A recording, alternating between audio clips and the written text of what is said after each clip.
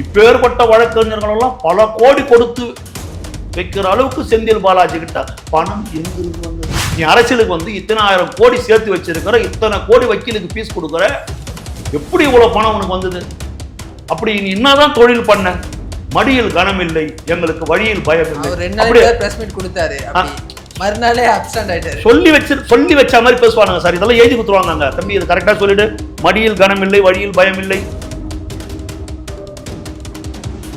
எப்பதான் நீங்க இந்த காவி சாயம், இந்த டெல்லி எதிர்ப்பு இதெல்லாம் எப்பதான் நிறுத்துவீங்க? எப்பதான் இது எனக்கு ஒன்றும் புரியல. இன்னும் எவ்வளவு காலத்துக்கு இந்த மக்களை ஏமாத்துவீங்க? டெல்லியில நடந்த நீட்டு போராட்டத்துக்கும் தமிழ்நாட்டில் நம்மளுடைய போராட்டத்துக்கும் வித்தியாசம் நிறைய இருக்குது மிஸ்டர் ஸ்டாலின். பெரியாரை கொள்கை தலைவராக ஏற்றிருக்கிற நீங்கள் திராவிட கழகத்துக்கு அனுமதி மறக்கலாமா? இதெல்லாம் பெரியாரை ஏன் இன்னும் கைது செய்யலன்னு சட்டமன்றத்திலேயே கேள்வி கேட்டவர் கலைஞர் கருணாநிதி. ஏன் இன்னும் தந்தை பெரியாரின் சிலையை அண்ணா அறிவாலயத்திற்குள் நீங்கள் வைக்கவில்லை? தந்தை பெரியார் அவருடைய சிலையை நாங்க வச்சிருக்கிறோம். Baba Saheb doctor B R Ambedkar சிலையை நாங்க வச்சிருக்கிறோம். மக்கள் எழுச்சா கூடுறான், எழுச்சியா பாக்குறான் தளபதியை. என்ன கூட்டம்! இந்த மாதிரி கூட்டம் இவங்க எல்லாம் பார்த்தது. பெண் போலீஸ் தான் சீருடை போட்டிருக்கிறாங்க. திரையில பார்த்து பார்த்து பார்த்து ரசித்த நம்முடைய தளபதிங்க நம்ம கண்ணு முன்னாடி வந்து நிற்கிறாருங்க போது அவங்களால முடியல. அதையும் மீறி அந்த பெண் போலீஸ் இப்படி கையை இப்படி வச்சுக்கணும் தளபதியும் கழிச்சிட்டாங்க. அந்த கோட் சூட்டை போட்டுக்கணும், அந்த கூலிங் கிளாஸை போட்டுக்கணும், அந்த காத்து அடிக்குது, அவருடைய முடி பறக்குது. அப்படியே அந்த பாட்டு அப்படியே புலி வரும்போது இடி இடிக்குது. நீ முட்டி போட்டுக்கினே சென்னையிலேருந்து கன்னியாகுமரி இருக்கு, நீ தவழ்ந்து போனாலும் சரி. இனி திமுக தமிழ்நாட்டில் தலை எடுக்காது. தமிழ்நாட்டில் என்னதான் நடக்குது? இப்படியெல்லாம் நடக்குது. இது இன்னும் தமிழ்நாட்டுடைய தலை எழுத்தா? எந்த தாசில்தார் ஆபீஸுக்கு போனாலும் பணம் வானான்றானே, எந்த கலெக்டர் ஆபீஸுக்கு போனாலும் துட்டு லஞ்சம் இல்லாத வேலை நடக்குது. எங்க போனாலும் அதிகாரிகள்லாம் ஆடி பயந்து போய் வேலை பார்க்கறாங்களே. இது என்ன ஒரு ஆட்சியா? அப்படின்னு தான் பேசுறாங்க கோபால்.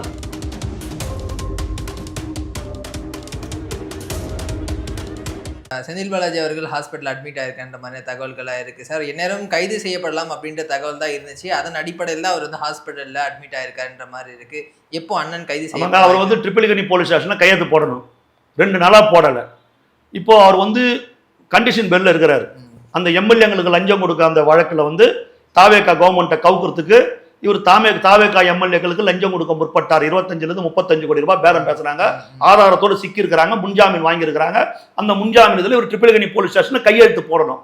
இப்போ இவர் மேல இப்போ இந்த டாஸ்மாக் ஊழல் வழக்கு, லஞ்ச ஒழிப்புத்துறை எல்லாத்தையும் ஆதாரத்தை எடுத்துட்டாங்க. மொத்த ஆதாரத்தை எடுத்து ஒரு உயர் நீதிமன்றத்தில் போய் முன்ஜாமீன் கேட்டார். நீதியரசர் இளந்தரி என்ன பண்ணிட்டாருன்னா, இவருக்கு அந்த முகாந்திரம் இருக்குது, இவர் வந்து சம்பந்தப்பட்டிருக்கிறதுக்கான ஆதாரமா இருக்குது, இவர் காவலில் விசாரிக்க வேண்டிய ஒரு நபர் தான் செந்தில் பாலாஜி, இவரை தாராளமா போலீஸ் விசாரிக்கிட்டேன்னு சொல்லிட்டாரு. அப்ப என்ன பண்ண முடியும்? இப்ப இவர் எங்கன்னா வெளியே வந்தா இப்ப போலீஸ் ஒரு விசாரணைக்கு கூப்பிடுவாங்க. அப்போ இதுல இருந்து எப்படி தப்பிக்கிறது? எல்லா பக்கமும் செக் வச்சா அண்ணா என்ன சார் பண்ணுவாரு? ஹாஸ்பிட்டலுக்கு படுத்துக்கிறாரு. அதனால போயிருக்காரு நினைக்கிறேன். புரியுதுங்களா? இப்ப நீங்க சொல்றீங்களா? அதுக்கு சொல்ற ஹாஸ்பிட்டல் படுத்துக்கிறாரு சொல்றீங்களா? எனக்கு தெரியாத தகவல் நீங்க சொல்றீங்க, அதுக்காக சொன்ன ஹாஸ்பிட்டல் தான் படுப்பாரு. உடனே என்ன வழி? எனக்கு நெஞ்சு வலிக்குது. அவர் என்ன நாட்டியம் போட்டார்? போலீஸ் போன வாட்டி வந்து அரெஸ்ட் பண்ணப்போ, சிபிஐ அரெஸ்ட் பண்றப்போ அவர் என்ன நாட்டியம் போட்டார்? யூரின் போயிட்டார் பேண்ட்லயே. அப்பதான் ஒரிஜினல் ஆக்டிங். Original acting. சுய நினைவே இல்லைங்க அவருக்கு. அவர் யூரினே போயிட்டார் பேண்ட்லன்னா அப்பதானே நம்புவோம். புரியுதுங்களா? எவ்வளவு ஒரு அந்த அளவுக்கு பண்ணவருங்க. எவ்வளவு பெரிய எப்பேற்பட்ட வழக்கறிஞர்கள் அவங்களுக்கெல்லாம் அவர் கணக்குல தான் பீஸ். பல கோடி ரூபாய் பீஸ் வாங்குவாங்க. 1 ஹவருக்கு அப்படி வந்து மை லார்ட் அப்படின்னு சொன்னாங்கன்னா பல கோடி ரூபாய் பீஸ். அவ்வளோ பெரிய வக்கீலங்கள்லாம் வைக்கிற அளவுக்கு கபில் சிபில் ஒரு முகில் ரோக்கி, இப்பேற்பட்ட வழக்கறிஞர்கள் எல்லாம் பல கோடி கொடுத்து வைக்கிற அளவுக்கு செந்தில் பாலாஜி கிட்ட பணம் எங்கிருந்து வந்தது? நீ யாரு சொல்லு? நீ யாரு? நீனா மிகப்பெரிய பண்ணையாளா, மிகப்பெரிய கோட்டீஸ்வரனா, மிகப்பெரிய பணக்காரனா, மிகப்பெரிய ஜமீன்தாரா? உங்க அம்மா நான் எலிசபெத் டெய்லரா? உங்க அப்பா நான் உகாண்டா நாட்டு அதிபரா? யாரு நீ? நான் கேட்கிறேன். ஒரு சாதாரண ஏழை குடும்பத்தை சார்ந்தவர், ஒரு சாதாரண கிராம பள்ளியில படிச்சு வந்தவர். லட்சக்கணக்கான சொத்து கூட உங்களுக்கு கிடையாது, உங்க அப்பனுக்கு கிடையாது. நீ அரசியலுக்கு வந்து இத்தனை ஆயிரம் கோடி சேர்த்து வச்சிருக்கிற, இத்தனை கோடி வக்கீலுக்கு ஃபீஸ் கொடுக்குற, எப்படி இவ்வளவு பணம் உனக்கு வந்தது? அப்படி நீ என்னதான் தொழில் பண்ண? அப்படி ஒரு தொழில் பண்ணனா பணமே இல்லாதவனுக்கு அந்த தொழில் செய்யறதுக்கு முதலீடு எங்கிருந்து வந்தது? அந்த முதலீடு உனக்கு கொடுத்தது யாரு சொல்லுங்க. எவ்வளவு வேடிக்கை பார்க்கறோம் பாருங்க. நம்ம எல்லாத்தையும் நம்ம கண்ணு முன்னாடி நடக்குதுங்க. நம்ம கண்ணு முன்னாடியே வாடகை வீட்டுல இருக்கிறான் திமுக அண்ணன். நான் நிறைய பேரை பார்த்துக்கிறேன். சாதாரணமா இருக்கிறாங்க, வாடகை வீட்டுல இருக்கிறாங்க. ஒரு ஆட்டோ கூட காசு கொடுக்க முடியாத இருக்கிறாங்க. ஒரு சைக்கிள் அந்த அளவுக்கு நிலைமையா இருக்கிறாங்க. அப்புறம் பாத்தீங்கன்னா ஒரு 5-10 வருஷத்துல பாத்தீங்கன்னா 19 வீடு வாங்கி பல கோடிக்கு அதிபதியா இருக்கிறாங்க. கல்லூரி எல்லாம் கட்டுற அளவுக்கு, காலேஜ் பீஸ் கட்டுறதுக்கு வக்கல இருக்கிறவனுங்க சொந்தமா கல்லூரிகளே கட்டுறானுங்க. அப்புறம் நீ இப்பெல்லாம் தெரிஞ்சு போய் கிட்ட போனா அரசியல் பழிவாங்கும் நடவடிக்கை, வெக்கம் இல்லாத பேசுறாங்க. வெக்கம் இல்லாத பேசுறான். அரசியல் பழிவாங்கும் நடவடிக்கை. மழினது மடியில் கனம் இல்லை, எங்களுக்கு வழியில் பயம் இல்லை. பிரஸ் மீட் கொடுத்தாரு, மறுநாளே அப்சென்ட் ஆயிட்டாரு. சொல்லி வச்ச மாதிரி பேசுவானுங்க சார். இதெல்லாம் எழுதி கொடுத்துருவாங்க. தம்பி இது கரெக்டா சொல்லிடு, மடியில் கனம் இல்லை, வழியில் பயம் இல்லை, அரசியல் பழிவாங்கும் நடவடிக்கை, சட்டப்படி சந்திப்போம், இதெல்லாம் கரெக்டா சொல்லிடுங்க. அப்புறம் அந்த தொண்டர்களின் பொன்னான பாதத்தை மறந்துடாதீங்க. ஏன்னா காலம் பூரா அவனுங்க தான் ஏமாந்த பசங்க. அவனுங்க பொன்னான பாதத்தை மறந்துடாதீங்க. தம்பி உங்க பொன்னான பாதங்களை சொல்லிட்டுதான் அவனுக்கு குளிந்துருவானுங்க. இப்படியே ஏமாத்தி வச்சிருக்கிறாங்க. இப்படியே பல ஆண்டுகளை ஏமாத்தி வச்சிருக்காங்க. இப்ப மாறிடுச்சு. மக்கள் எல்லாரும் தெரிஞ்சிடுச்சு, எல்லாமே பார்த்துனுங்கிறாங்க, எல்லாமே தெளிவா இருக்கு. முன்னாள் எம்எல்ஏன்னு சொன்னீங்க, முன்னாள் முதலமைச்சர்னு சொல்ல, திமுக தலைவர்னு சொல்ல. சரி, உங்களோட ஊடக பார்வையை வரவேற்கிறேன், கரெக்டு தான். அது முன்னாள் எம்எல்ஏன்னு சொன்னீங்க. மஞ்சளும் சிகப்பும் சேர்ந்தா காவி நிறம் வருதுன்னு அவர் எவ்வளவு ஃப்ரீயா இருக்கிறாரு பாருங்க. அதான் ஆராய்ச்சி பண்ணிருக்கு. அதுதான் எவ்வளவு ஃப்ரீயா இருக்கிறாரு பாருங்க. மஞ்சள் கலர் பெயிண்ட போயினர் சொல்லி உதயநிதிட்ட சொல்லி, தம்பி போங்க மஞ்சள் கலர் பெயிண்ட் சிகப்பலுக்கு வேண்டியது ரெண்டுத்தையும் ஒன்னா போட்டு கலந்து பார்த்தா இது என்ன கலர் வருதுன்னு கண்டுபிடிச்சிக்கிறார் பாருங்க. இது எவ்வளவு பெரிய ஒரு விஞ்ஞானம். எவ்வளவு நாட்டுல எவ்வளவு விஷயம் இருக்குது, எவ்வளவு பிரச்சனை போய்கினுக்குது. எப்பதான் நீங்க இந்த காவி சாயம், இந்த டெல்லி எதிர்ப்பு இதெல்லாம் எப்பதான் நிறுத்துவீங்க? அரசியல் பண்றீங்க எப்பதான்? இது எனக்கு ஒன்றும் புரியல. இன்னும் எவ்வளவு காலத்துக்கு இந்த மக்களை ஏமாத்துவீங்க? இன்னமும் BJP B team, A team, C team, D team, இன்னும் எவ்வளவு காலத்துக்கு இந்த பொய்ய சொல்லுவீங்க? தளபதி டே 1ல இருந்து தெளிவா சொன்னாரு, என் கொள்கை எதிரி பாஜக, என் அரசியல் எதிரி திமுக. டே 1ல இருந்து சொல்லி இருக்கிறாரு. தமிழ்நாட்டில் எப்படியாவது கொல்லைப்புறமாவது நம்ம தமிழ்நாட்டில் காலை ஊனினோம் அப்படின்னு திட்டம் போட்ட பிஜேபியின் கனவு கோட்டையை சுக்குநூறா உடைத்து நொறுக்கியவர் நமது வெற்றி தளபதி. சுக்குநூறா ஒடிச்சு தள்ளிட்டார். இது பெரியாரின் மண், பகுத்தறிவு பகலவன் வெண்டாடி வேந்தன் தந்தை பெரியாரின் மண், இந்த மண்ணுல உங்களுக்கு இடம் கிடையாதுடா அப்படின்றது தெளிவாகவே தேர்தல் முடிவும் உணர்த்தி இருக்குது. சரிங்களா? இப்ப தளபதி மட்டும் அரசியல் கட்சி துவங்கி வந்து இல்லைன்னா திமுகவா அதிமுகவான் தான் களம் போயிருக்கும். திமுக யாரு? பிஜேபியோட கூட்டு வைத்திருக்கிற, பிஜேபியை ஆதரித்த, வாஜ்பாய் மிகவும் நல்ல மனிதர், ஆர்எஸ்எஸ் நல்ல இயக்கம், திராவிட கழகத்தை போல ஆர்எஸ்எஸும் மக்களுக்கான இயக்கம்னு முரசொலியில தலையங்கம் திட்டினா இருப்பார் கலைஞர் கருணாநிதி. வாஜ்பாய் ஒரு நேர்மையான மனிதர்னு சர்டிபிகேட் கொடுத்தா இருப்பாரு. பிஜேபியோட கூட்டணி வைத்திருந்தா இருப்பார். எப்போ? குஜராத் கலவரம் நடந்ததற்கு பிறகும், பாபர் மசூதி இடித்து தள்ளியப்பட்டதற்கு பிறகும் பிஜேபியோடு உறவு வச்சிருந்தாரு பாருங்க. அந்த திமுக ஒன்று அவங்க வந்திருக்கணும். இல்லைன்னா பிஜேபியோடு பல முறை கூட்டு வைத்திருக்கிற, இப்போது பிஜேபி இடத்துல சரணாகதி அடைந்திருக்கிற அண்ணா திமுக வந்திருக்கும். இது ரெண்டுத்துல ஒன்று தானே வந்திருக்கும். தலைவர் வந்ததோடு தமிழக வெற்றி கழகம் வந்ததோடு இவர்களுக்கு வேலை இல்லாமல் போய்விட்டது. பிஜேபி இருக்கிற இடம் தெரியாமல் போய்விட்டது. இனி தமிழ்நாட்டில் ஒரு நாளும் நாம கால் போட முடியாது, அது நடக்காது. தளபதி உற்பத்தி ஆயிட்டாருங்க. தமிழக வெற்றி கழகம் மகத்தான வெற்றி அடைஞ்சிருச்சுன்னு அவங்க முடிவு பண்ணிட்டாங்க. புரியுதுங்களா? நல்ல தெளிவாகவே தெரியுதுங்க. நான் மீண்டும் சொல்றேன், அதிமுகவோடு சேர்ந்து ஆட்சி அமைப்பதற்கு திட்டம் அமைத்தது திமுக உண்டா இல்லையா? அப்படி இல்லைன்னா அந்த பேச்சு வரும்போது ஏன் மறுக்கல? 4 நாள் வெயிட் பண்ணி நீங்க நினைச்சது எதுவும் நடக்கல அப்படின்னு முடிவானதுக்கு அப்புறம் இல்ல அதெல்லாம் சும்மா அப்படின்னு சொன்னீங்களே தவிர அன்னைக்கு ஏன் பேசல? ஒரு முதுபெரும் தலைவராக இருக்கிற இடதுசாரிகள் தலைவர்கள், ஆமா எங்க இடத்துல அப்படி ஒன்ன பேசினார் ஸ்டாலின் கம்யூனிஸ்ட் தலைவர்கள் சொன்னார்களே, இந்திய யூனியன் முஸ்லீம் கட்சி சார்ந்த ஐயா காதர் மொய்தீன் சொன்னாரு, அண்ணன் திருமாவளவன் சொன்னாரு, அதெல்லாம் பொய்யா? சொல்லுங்க. அப்போ அதிமுகவோடு உறவு வைத்திருக்கிற பாஜகவோட உறவு வைத்திருக்கிற அதிமுகவை அப்படியே கலவையா நீங்க ஏத்துக்குன்னு எடப்பாடி பழனிசாமிய முதலமைச்சரா உட்கார வைக்கணும், தளபதி வரக்கூடாதுன்னு நீங்க ஒரு முடிவு திட்டம் போட்டீங்க, சரிங்களா? அப்போ திமுக வந்து பிஜேபியுடைய பி டீம். திமுக தான் பிஜேபியுடைய ஒரிஜினல் பி டீம். பட் வந்து அவங்க ஏன் அப்படி சொல்றாரு அப்படின்னா, இப்போ நீட் தேர்வுக்கு எதிராக போராட்டம் நடத்தணும் அப்படின்னு திக வந்து ஒரு அனுமதி கேட்குறாங்க. அது தமிழக அரசு மறுக்குது. என்ன ரீசன் அப்படின்றது சொல்லலை. ஸோ இதை பேஸ் பண்ணி தான் அவர் வந்து சொல்லியிருக்காரு. ஏன்னா நீட் தேர்வு போராட்டம் வந்து டெல்லியில் முடிச்சு அவங்க வேலையை பார்க்க போயிட்டாங்க. ஆனால் இன்னுமே இதை வச்சு திமுக அரசியல் பண்ணிட்டு இருக்கிறத நம்மளால பார்க்க முடியும். நீட் தான் கேட்குறேன். நீட்டை கொண்டு வந்தது யார்? திமுக. அப்போ மத்தியில் ஆட்சியில் இருந்தது, அந்த ஆட்சியில் அதிகாரத்தில் பங்கெடுத்து இருந்தது யார்? திமுக தானங்க எல்லாத்துக்குமே காரணம். ஜல்லிக்கட்டுக்கு தடையை கொண்டு வந்ததும் திமுக தான் அன்னைக்கு இருந்தது. நீட்டை கொண்டு வரும்போதும் இருந்தது திமுக தான், சரிங்களா? இப்போ என்ன சும்மா வந்து பூனைக்கும் காவல் பாலுக்கும் காவல்னு கதை விட்டு நிற்கிறீங்க? பூனைக்கும் தோழன் பாலுக்கும் காவல்னு யாரை ஏமாத்துது நாடகம்? திக வந்து போராட்டம் பண்ணுதுன்னா அது போலீஸ் கிட்ட முறையாக அனுமதி வாங்கணும், அவங்க எங்க போராடுறாங்கன்றத சொல்லணும், சரிங்களா? டெல்லியில் நடந்த நீட்டு போராட்டத்துக்கும் தமிழ்நாட்டில் நம்மளுடைய போராட்டத்துக்கும் வித்தியாசம் நிறைய இருக்குது மிஸ்டர் ஸ்டாலின். டெல்லியில் நடைபெறுகிற போராட்டம் நீட் தேர்வில் இருக்கிற முறைகேடுகளை கண்டித்து, தமிழ்நாட்டில் நம்மளுடைய போராட்டம் நீட்டு தேர்வை வேண்டாம்ன்றது.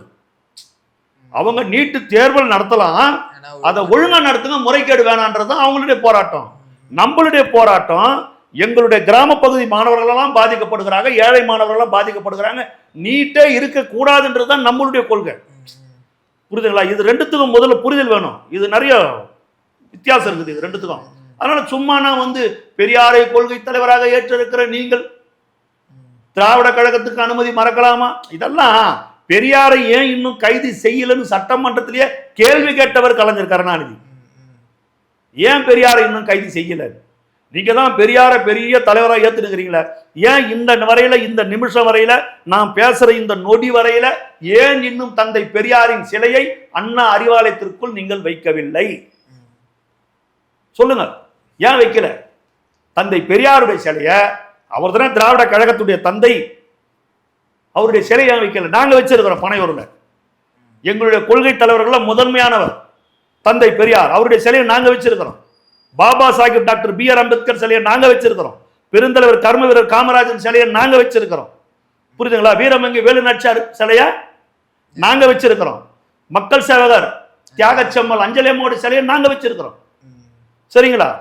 நீங்க அறிவாலயத்தில் பெரியார் சிலையை வச்சிருக்கிறீங்களா? அண்ணா சாஹிப் காமராஜர் சிலையை வைக்க மாட்டீங்க, உங்களுக்கு காமராஜரை பிடிக்காது. அம்பேத்கர் சிலையை வைக்க மாட்டீங்க, உங்களுக்கு அம்பேத்கர் பிடிக்காது. புரியுதுங்களா? பிடிக்கிற மாதிரி சீன் காட்டுவீங்க, ஆனா உங்களுக்கு பிடிக்காது, சரிங்களா? இதை நான் சொன்ன தலைவர்கள் சிலை நீங்க வைக்க பார்க்கலாம் அறிவாலயத்தில். அப்புறம் நீங்க எதுக்கு வந்து இதெல்லாம் பெரியாரெல்லாம் பேசுறீங்க? மக்கள் சிரிக்கிறாங்க சார் உங்களை பார்த்து. உன்னை பார்த்து இந்த உலகம் சிரிக்கிறது, உன் செயலை பார்த்து உன் நிழலும் சிரிக்கிறதுன்னு பாடின பாட்டு தான் ஸ்டாலினை பார்த்து பாடணும். புரியுதுங்களா? இவங்களுக்கு வைத்தெரிச்சலுங்க, பொறாம. நீங்க எல்லாம் பாக்குறீங்களா? தளபதியை பாக்குறீங்களா? எப்படி அவருடைய நடவடிக்கைகள் எப்படி இருந்து இந்த 2.5 மாசத்துல எங்க பார்த்தாலும் மக்கள் பாராட்டுறாங்க. ஆதி திராவிட நல பள்ளிக்கு போறாரு, ஆய்வு மேற்கொள்றாரு. மகப்பேறு அரசு மருத்துவமனைக்கு போறாரு, ஆய்வு மேற்கொள்றாரு. அங்கங்க போறாரு, எல்லாத்தையும் பார்க்கறாரு, வராரு.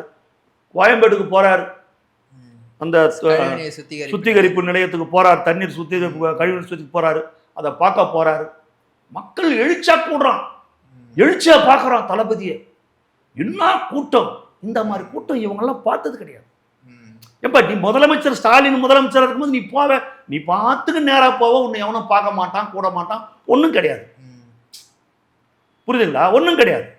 ஆனா தளபதி போறாரு, பல்லாயிரக்கணக்கான மக்கள் நிற்கிறான் கோயம்பேடு, அந்த இடத்துக்கு போறாருன்னா ஒரு எழுச்சியா இருக்குது பார்க்கறதுக்கு.